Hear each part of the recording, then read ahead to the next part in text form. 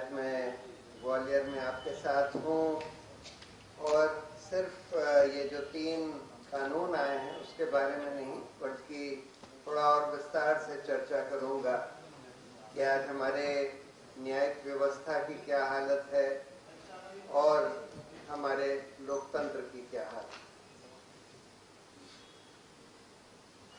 देखिए, ये 3 कानून जो आए हमारे आईपीसी, सीआरपीसी और एविडेंस एक्ट को रिप्लेस करने के लिए, उसके बारे में आपको बताया गया कि किस तरह से पास हुए। इसकी कोई चर्चा पार्लियामेंट में नहीं हुई।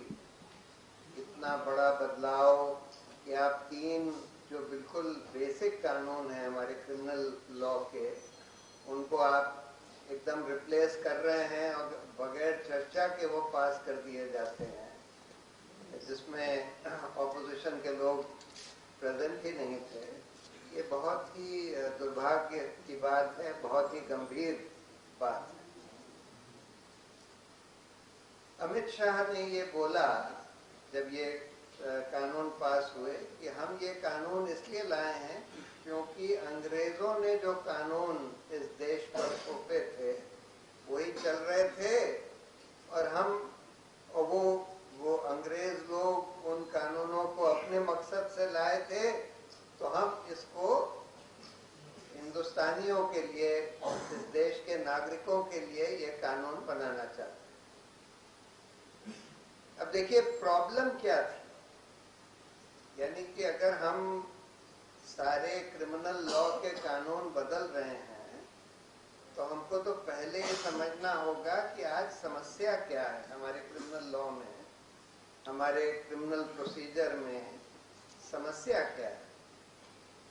तो एक जो बड़ी समस्या रोज दिखती है वो ये दिखती है कि आज हमारे ज्यादातर लोग जो जेल में हैं, अधिकतर लोग जो जेल में हैं, वो कॉन्विक्ट्स नहीं है, अंडर ट्रायल्स है, या तो अंडर इन्वेस्टिगेशन है या अंडर ट्रायल। उनको अभी तक अपराधी साबित नहीं किया गया है किसी भी कानून, और वो सालों साल जेल में सड़ते रहते हैं और उनके पास इतना भी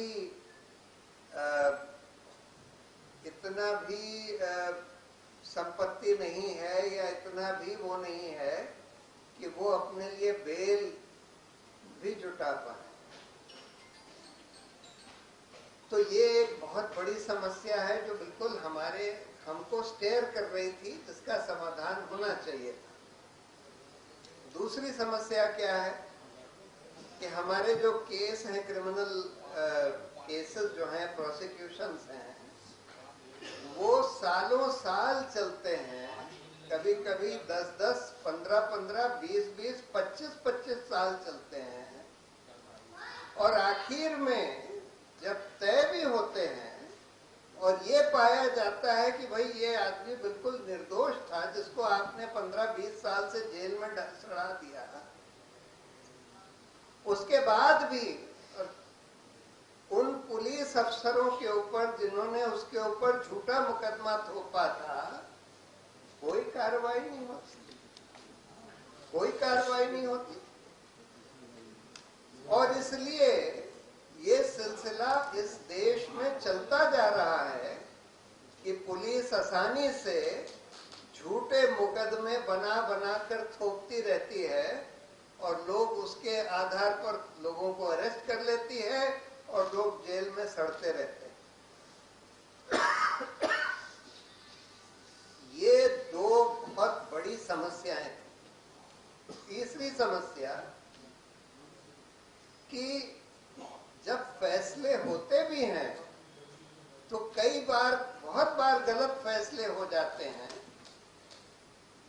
कई बार ठीक होते हैं पर कई बार गलत भी हो जाते हैं, क्योंकि जज जो है या तो नासमझ है या कभी कभी इस वजह से भी कि जज जो है भ्रष्ट है। तो अगर हमको बिल्कुल इसके जड़ पर जाना था कि भाई हमारी क्या समस्या है, तो हमको सबसे पहले तो ये देखने की जरूरत थी कि भाई मच्छर मराया हुआ है। अब जैसे ये सवाल है कि भाई इतने साल तक लोग जेल में बगैर बेल के क्यों रहते हैं, तो उसके लिए एक सुप्रीम कोर्ट ने आदेश किया, तो फिर एक क्रिमिनल प्रोसीजर कोड में अमेंडमेंट कर दिया गया था कि जिन्होंने आधा टर्म सर्व कर लिया है, यानी कि जो उनको मैक्सिमम सेंटेंस हो सकता है उसका आधा टर्म सर्व कर लिया है, उनको बेल पर रिलीज कर दिया जाए। लेकिन हम ये देख रहे हैं कि उसके बावजूद भी बहुत सारे लोग जेल में रहते हैं जिन्होंने आधा टर्म सर्व कर लिया है, लेकिन फिर भी ये कार्यान्वित नहीं किया जा रहा। और दूसरी बात, ये लोग ये कहते हैं कि नहीं, हमने कानून में ये लिख दिया है, नए कानून में भी, कि हाँ आधा टर्म अगर आपने सर्व कर लिया है तो आपको रिलीज कर दिया जाए। लेकिन उसमें ये भी लिख दिया है कि अगर आपके खिलाफ एक से ज्यादा केस चल रहे हैं, तब आपने आधा टर्म सर्व भी कर दिया है, तब आपको रिलीज नहीं किया जाएगा। मतलब ऑटोमेटिक रिलीज नहीं होगा, आपको फिर जो कोर्ट से बेल लेनी पड़ेगी। तो इसके चलते हुए ये सिलसिला जो आज चल रहा है कि भाई अधिकतर लोग सालों साल तक जेल में सड़ते रहते हैं, अंडर ट्रायल रहते हैं, ये सिलसिला अभी भी चलता रहेगा। अगर आपको ये एड्रेस करना था तो आपको पूरा हमारा क्रिमिनल जस्टिस सिस्टम है, इसको ओवरहॉल करने की जरूरत है। इसको ओवरहॉल करने के लिए सबसे पहले तो हमको पुलिस को ओवरहॉल करना होगा, जो बार बार हम देख रहे हैं कितनी बार हजारों केसेस में झूठे मुकदमे बनाती है। कई बार पैसे लेने के लिए झूठे मुकदमे बनाए जाते हैं, और अगर वो जना पैसे नहीं देता तो उसके ऊपर झूठा केस थोप दिया जाता है, उसको अरेस्ट कर लिया जाता है, और इन पुलिस वालों की कोई जवाबदेही नहीं होती। बाद में जब पकड़े भी जाते हैं, या बाद में जब कोर्ट ये बात कह देती है, मान भी लेती है कि इसके ऊपर बिल्कुल झूठा मुकदमा चलाया गया, तो उस पुलिस अफसरों की कोई जवाबदेही नहीं होती। अगर आपको इस क्रिमिनल जस्टिस सिस्टम को ओवरहॉल करना था, तो सबसे पहले तो आपको जो पुलिस रिफॉर्म्स, सुप्रीम कोर्ट ने कुछ आदेश दिए पुलिस रिफॉर्म्स के लिए, प्रकाश सिंह वाले केस, जिसमें पुलिस को सरकार से स्वतंत्र बनाने के लिए कुछ आदेश दिए। उन्होंने बोला कि एक नेशनल सिक्योरिटी कमीशन बनना चाहिए, स्टेट सिक्योरिटी कमीशन बनने चाहिए, पुलिस एस्टेब्लिशमेंट बोर्ड्स बनने चाहिए, पुलिस कंप्लेंट्स अथॉरिटीज बननी चाहिए, इन्वेस्टिगेशन और लॉ एंड ऑर्डर पुलिस को सेपरेट करना चाहिए। अब वो आदेश दिए हुए 18 साल हो चुके हैं। 18 साल पहले सुप्रीम कोर्ट ने वो पुलिस रिफॉर्म्स के आदेश दिए, अभी तक उनको कार्यान्वित नहीं किया गया। और कौन उसके लिए जिम्मेदार है कार्यान्वित ना करने के लिए? ज्यादातर सेंट्रल गवर्नमेंट जिम्मेदार है।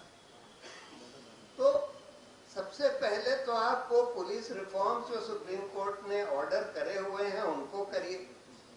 उसके बाद ये तो कम से कम कहीं कानून में लिखिए कि अगर ये पाया जाएगा कि भाई ये केस बिल्कुल झूठा बनाया गया, तब किसी उन पुलिस अफसरों को जवाबदेह ठहराया जाएगा और उनके खिलाफ कार्रवाई करी जाएगी। और दूसरा कि भाई जिसको आपने इतने साल तक जेल में रखा, उसका क्या कोई कॉम्पनसेशन नहीं दिया जाएगा? कल सुप्रीम कोर्ट ने बोला शोमा सेन, जिनको भीमा कोरेगांव वाले केस में अरेस्ट किया है, बहुत सारे हमारे सबसे बढ़िया ह्यूमन राइट्स एक्टिविस्ट को भीमा कोरेगांव केस में पहले पूना पुलिस ने, बाद में एनआईए ने जेल में डाल रखा। अब कुछ लोगों को धीरे धीरे, किसी को 5 साल बाद, किसी को 6 साल बाद बेल मिली है। कल शोमा सेन को बेल मिली क्योंकि उनके खिलाफ यूएपीए का चार्ज लगाया गया, अनलॉफुल एक्टिविटीज प्रिवेंशन एक्ट का, जिसमें बेल मिलना तकरीबन बहुत मुश्किल होता है, क्योंकि उस कानून में बेल के बारे में, उसमें भी, और PMLA, prevention of money laundering act, जिसमें ये अरविंद केजरीवाल, मनीष सिसोदिया वगैरह को अरेस्ट किया गया, इन दोनों कानून में बेल का प्रोविजन बिल्कुल फर्क कर दिया है। जैसे कि नॉर्मल क्रिमिनल लॉ में आप लोग जानते हैं कि सुप्रीम कोर्ट ने बोला है bail is the rule, jail is the exception, और बेल तभी डिनाई करी जाएगी अगर 3 में से एक कंडीशन कम से कम प्रेजेंट हो। या तो कोर्ट को लगे कि भाई इसको बेल दे दी गई तो ये भाग जाएगा, ट्रायल फेस ही नहीं करेगा। दूसरा, अगर इसको बेल दे दी गई तो ये एविडेंस से टैंपर करेगा। तीसरा, अगर बेल दे दी गई तो इसने बहुत घिनौना अपराध किया है और वो फिर से अपराध करेगा। इन 3 कंडीशंस, अगर ये 3 कंडीशंस ना प्रेजेंट हो तो बेल देनी पड़ेगी, अंडर ट्रायल भी और अंडर इन्वेस्टिगेशन भी। ये नॉर्मल रूल है।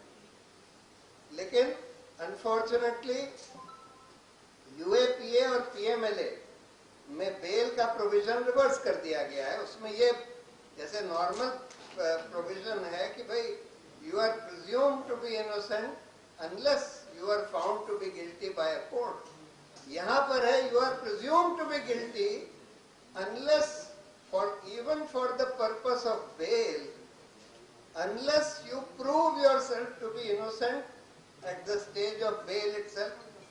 अब जैसे भीमा कोरेगांव, ये दिल्ली राइट्स, इसमें तो ट्रायल शुरू ही नहीं हुआ। उमर खालिद को जिस केस में अरेस्ट किया गया है, ट्रायल ही नहीं शुरू हुआ। आप कैसे ये प्रूव कर देंगे कि आपके खिलाफ प्राइमा फेसी केस ही नहीं है? लेकिन फिर भी सुप्रीम कोर्ट ने शोमा सेन के केस में ये बोला कल कि इनके खिलाफ कोई प्राइमा फेसी केस नहीं है, और इसलिए उनको 6 साल के बाद बेल पर रिलीज किया। ट्रायल नहीं शुरू हुआ। लेकिन इसकी जवाबदेही किसकी होगी? 6 साल आपने उनको जेल में सड़ा दिया, किसकी जवाबदेही होगी? तो आपको सबसे पहले तो ये रिफॉर्म्स का सोचना चाहिए था, जिसकी वजह से इतना ज्यादा सफरिंग हो रही है इनोसेंट लोगों की। आपने उसके बारे में कुछ नहीं किया। केसेस पेंडिंग है कि ट्रायल में 10 साल लगते हैं, 20 साल लगते हैं, उसमें आपने बस ये लिख दिया कि भाई जब जजमेंट रिजर्व होता है उसके 30 दिन के अंदर या 60 दिन के अंदर जजमेंट डिलीवर हो जाना चाहिए। अब लिख देना तो आसान है। पहली बात तो यह है कि जजमेंट रिजर्व होता है उसके 30 दिन या 60 दिन बाद।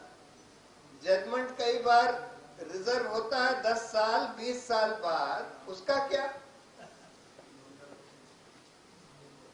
अगर आपको इसको सॉल्व करना था कि भाई क्रिमिनल ट्रायल जल्दी हो जाए, जल्दी खत्म हो जाए, तो आपको तो जुडिशियल रिफॉर्म्स करने की जरूरत थी। जुडिशियल रिफॉर्म्स क्या करने की जरूरत थी? 3 तरह के जुडिशियल रिफॉर्म्स तो तुरंत करने की जरूरत थी। पहला तो ये है कि भाई जो ऑर्डिनरी आदमी है, जिसके पास वकील करने के लिए पैसे ही नहीं है, जो अपनी बेल का प्रबंधन भी नहीं कर सकता, उसका आप कोई साधारण तरीका ढूंढिए कि भाई वो अपने आप को कैसे डिफेंड कर सके। उसके लिए कानून बनाया गया था, ग्राम न्यायालय एक्ट बनाया गया।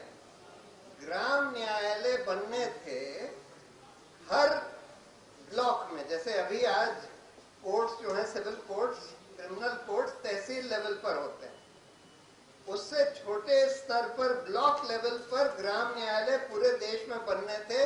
करीब 6000 ग्राम न्यायालय बनने थे इस कानून के तहत। और इन ग्राम न्यायालयों में सीआरपीसी, सीपीसी स्ट्रिक्टली एप्लीकेबल नहीं होता, और इसी वजह से लोग जो हैं अपना केस खुद नहीं कर पाते, क्योंकि प्रोसीजर जो है इतना कॉम्प्लिकेटेड होता है कि बगैर वकील के वो कोर्ट का प्रोसीजर नेगोशिएट नहीं कर सकते। हमको तो ऐसा सिस्टम बनाने की जरूरत थी कि जहां ऑर्डिनरी छोटे छोटे केसेस जो हैं, सिविल और क्रिमिनल, और ग्राम न्यायालय में छोटे ही केसेस जाते हैं सिविल और क्रिमिनल, जो अधिकतर उसी तरह के केस होते हैं, उन केसों का निपटारा इनफॉर्मल तरीके से, मतलब उसमें ग्राम न्यायालय में बिल्कुल वैसे ही जज होते हैं जैसे कि नॉर्मल कोर्ट्स में होते हैं, लेकिन उनका प्रोसीजर सिंप्लीफाइड होता, जिससे कि आम आदमी भी उसमें अपनी जिरह खुद कर सके बगैर वकील के। उसके पास वकील के पैसे नहीं है, उसको आप पैरा लीगल असिस्टेंस प्रोवाइड कर सकते। अभी तक, अब इतने साल हो गए, कितने, आई थिंक 2010 का कानून है ग्राम न्यायालय, 14 साल हो गए, अभी तक उसको कार्यान्वित नहीं किया। 6000 ग्राम न्यायालय बनने थे, अभी तक 250-300 भी नहीं बने। फिर बार बार लॉ कमीशन ये रिकमेंडेशन दे रहा है, पिछले कम से कम 30 साल से लॉ कमीशन बार बार ये बात कह चुका है कि हिंदुस्तान में न्यायालय बहुत कम है, हिंदुस्तान में न्यायालय बढ़ाने की जरूरत है, इंफ्रास्ट्रक्चर, जुडिशियल इंफ्रास्ट्रक्चर बढ़ाने की जरूरत है, कम से कम 2 गुना 3 गुना, कई बार तो उन्होंने बोला 5 गुना करने की जरूरत है। कई बार लॉ कमीशन ने बोला है कि जितने हमारे जजेस हैं उससे 5 गुना करने की जरूरत है। लेकिन वो तो छोड़िए, बढ़ाने की बात तो छोड़िए, आज भी 30% से ज्यादा वैकेंसीज हमारे पूरे न्यायिक व्यवस्था में हर लेवल पर है। सुप्रीम कोर्ट में उतनी नहीं है, लेकिन high courts, lower court, lower judiciary में 30% से ज्यादा वैकेंसीज हैं, एग्जिस्टिंग पोस्ट जितनी है उसमें भी। तो ये कह देना बड़ा आसान है कि भाई, जैसे जो इलेक्शन पिटिशन होती है, हाई कोर्ट में होती है, उसमें आपने लिख दिया है रिप्रेजेंटेशन ऑफ पीपल एक्ट में कि इलेक्शन पिटिशन जो है 6 महीने में तय हो जाए। अब आपने लिख दिया है, लेकिन क्या 6 महीने में तय होती है? अरे भाई, जज ही नहीं है, इतने कोर्ट्स ही नहीं है, तो 6 महीने में कैसे तय हो जाएगी? हम देखते हैं कि इलेक्शन पिटिशंस जो हैं ज्यादातर इनफ्रक्चुअस हो जाती हैं, 5 साल में भी नहीं तय होती, टर्म खत्म हो जाता है तब भी नहीं तय होती। तो अगर इसका समाधान करना था तो आपको कोर्ट की संख्या बढ़ाने की जरूरत थी। फिर क्वालिटी ऑफ जस्टिस, अब हम लोग सब समझते हैं, लॉयर्स तो खासकर समझते हैं कि भाई बहुत सारे जजेस जो हैं नासमझ होते हैं, और बहुत सारे जजेस करप्ट भी होते हैं। करप्शन खूब है जुडिशरी में, और गलत फैसले जो होते हैं इस वजह से हो जाते हैं कि भाई या तो नासमझ है या करप्ट है। अब उसको सॉल्व करने के लिए आपको पहले तो जजेस का सिलेक्शन प्रोसीजर ठीक करने की जरूरत है। कहीं कहीं लोअर जुडिशरी में सिलेक्शन होता है स्टेट पब्लिक सर्विस कमीशन के थ्रू, और कहीं कहीं हाई कोर्ट्स के थ्रू। दोनों ही सिस्टम में हम तो कितने केसेस कर चुके हैं, हम देख रहे हैं तरह तरह की प्रॉब्लम्स, हर तरह की प्रॉब्लम्स। बिल्कुल ठीक नहीं है जजेस के सिलेक्शन का, कहीं कहीं अपवाद के तौर पर ठीक सिलेक्शंस भी हो जाते हैं। उदाहरण के तौर पर दिल्ली लोअर जुडिशरी में 80 पोस्ट एडवर्टाइज हुई और उन्होंने कुल 11 लोग सेलेक्ट किए। 80,000 लोग इम्तिहान में बैठे, 8,000 लोगों को प्रिलिमिनरी एग्जाम क्लियर किया, 800 लोगों को इंटरव्यू के लिए बुलाया, और आपने 800 लोगों को इंटरव्यू के बुलाने के बाद 11 लोगों को सेलेक्ट किया। और कहते ये हैं कि नहीं, हमने उनसे बोला कि भाई आपके सिलेक्शन प्रोसेस में कुछ ना कुछ तो गड़बड़ है। आज तो नेशनल लॉ स्कूल्स बन गए हैं, बड़े अच्छे अच्छे लोग ग्रेजुएट हो रहे हैं जो जज बनना चाहते हैं, ये सारा एग्जाम दे रहे हैं, टॉपर्स हैं अपने अपने लॉ स्कूल के। दूसरे स्टेट्स में जुडिशियल सर्विस में ये लोग आ चुके हैं, सेलेक्ट हो चुके हैं, आपने उनको दिल्ली के लिए रिजेक्ट कर दिया। कहते हैं नहीं नहीं, तुम जानते नहीं हो, मतलब जब ये केस हो रहा था, नहीं नहीं, हमको कॉम्पिटेंट लोग नहीं मिलते। मैंने बोला कि भाई मुझे तो बहुत सारे कॉम्पिटेंट यंग लॉयर्स दिखते हैं, जो कि सर्टनली, और जुडिशियल सर्विस एक अच्छी सर्विस है, बहुत सारे लोग जुडिशियल सर्विस में जाना चाहते हैं। देखिए 80,000 लोगों ने दिल्ली के ही 80 पोस्ट के लिए अप्लाई किया, उन्होंने एग्जाम दिया, उसमें से इतने सारे तो टॉपर्स हैं अपने अपने लॉ स्कूल के, नेशनल लॉ स्कूल्स के टॉपर्स हैं। आप कैसे कह सकते हैं कि आपको अच्छे लोग नहीं मिलते? लेकिन है, ये प्रॉब्लम है। हायर जुडिशरी का सिलेक्शन कोलिजियम सिस्टम के थ्रू होता है। पहले गवर्नमेंट करती थी हाई कोर्ट और सुप्रीम कोर्ट का, अब सीनियर जजेस का जो कोलिजियम है वो करता है। जब से ये चेंज हुआ है तब से एक चीज तो बेटर हुई है कि जो कोलिजियम है वो स्लाइटली मोर इंडिपेंडेंट लोगों को रेकमेंड करता है। जब गवर्नमेंट के कंट्रोल में होता है, मान लीजिए आज अगर जजेस का सिलेक्शन गवर्नमेंट के कंट्रोल में होता, तो आप ये मानकर चलिए कि एक भी इंडिपेंडेंट जज आज नहीं बन पाता, एक भी इंडिपेंडेंट जज ना बन पाता। लेकिन आज हो ये रहा है। कोलिजियम में भी बहुत सारी खामियां हैं। कोलिजियम में नेपोटिज्म बहुत है, आर्बिट्ररी सिलेक्शन है, जो गवर्नमेंट में भी था। लेकिन कोलिजियम में कम से कम पहले से ज्यादा इंडिपेंडेंट जजेस रेकमेंड करे जाते हैं। लेकिन ये सरकार क्या करती है, इन्होंने दो तरीके अख्तियार करे हैं कि भाई इंडिपेंडेंट जजेस का अपॉइंटमेंट ना हो पाए।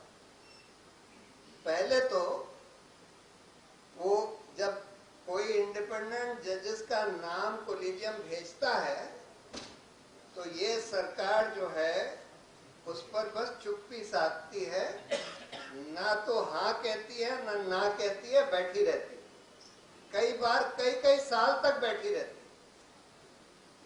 कानून ये कहता है कि आपको कायदे से 3 महीने के अंदर वापस बताना है कि भाई आप हाँ कह रहे हैं या ना कह रहे हैं। ना कह रहे हैं तो क्यों कह रहे हैं, और अगर ना कहा सरकार ने, उसके बाद कोलिजियम ने यूनानिमसली रीटरेट कर दिए वही नाम, तब आपके पास, सरकार के पास कोई और विकल्प नहीं है, उनको अपॉइंट करना पड़ेगा।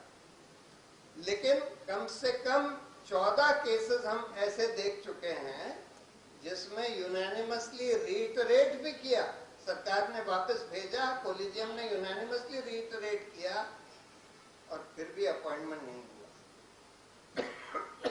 और अब तो मतलब आप ये मानकर चलिए कि ये सरकार कोई मुस्लिम जज का अपॉइंटमेंट होने ही नहीं देती, वर्चुअली जीरो, होने ही नहीं दे रही, हाई कोर्ट्स वगैरह में खासकर। तो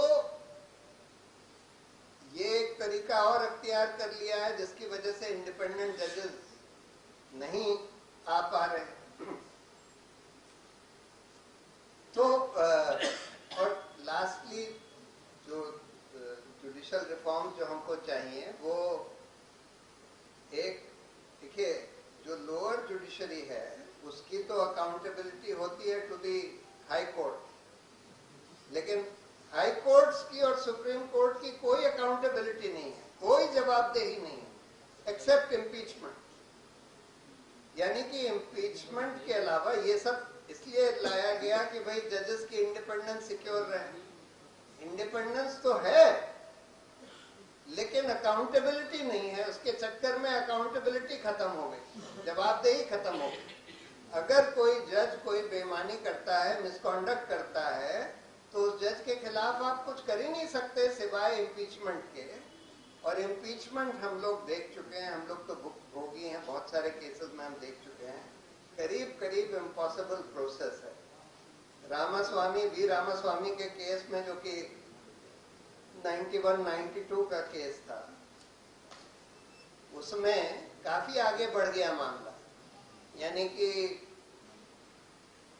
पहले 100 से ज्यादा लोकसभा के एमपीज ने इम्पीचमेंट मोशन साइन किया, उसके बाद स्पीकर ने एडमिट किया, एक इंक्वायरी कमेटी बनाई 3 जजों की, उसके बाद उस इंक्वायरी कमेटी ने ट्रायल होल्ड करी जज की, जज को गिल्टी पाया, फिर मामला गया वोटिंग के लिए लोकसभा में, और लोकसभा में 2/3 मेजॉरिटी से पास होना था and absolute majority of the total strength of Lok Sabha, unanimously pass हो गया, लेकिन absolute majority of total strength नहीं हुआ, क्योंकि उस समय कांग्रेस पार्टी ने वॉकआउट कर दिया था वोटिंग के समय, जो कि उस समय सरकार में थी। तो विद द रिजल्ट कि वो इम्पीचमेंट भी नहीं हो पाया। बहुत सारे केसेस में, जैसे जस्टिस दीपक मिश्रा के केस में 50 से ज्यादा राज्यसभा के एमपी ने इम्पीचमेंट मोशन साइन कर दिया चेयरमैन राज्यसभा को, यानी वाइस प्रेसिडेंट को, उन्होंने इनकार कर दिया। उसको हम लोगों ने सुप्रीम कोर्ट में चैलेंज किया, उन्हीं दीपक मिश्रा ने, जो चीफ जस्टिस थे उस समय के मौजूदा, उन्होंने एक बेंच बना दी जिन्होंने उसको रिजेक्ट कर दिया। तो यानी कि कोई जवाबदेही का ठोस तरीका है ही नहीं। अगर बनाना था ठोस तरीका तो आपको बिल्कुल एक इंडिपेंडेंट जुडिशियल अकाउंटेबिलिटी कमीशन या जुडिशियल कंप्लेंट्स अथॉरिटी बनाने की जरूरत थी।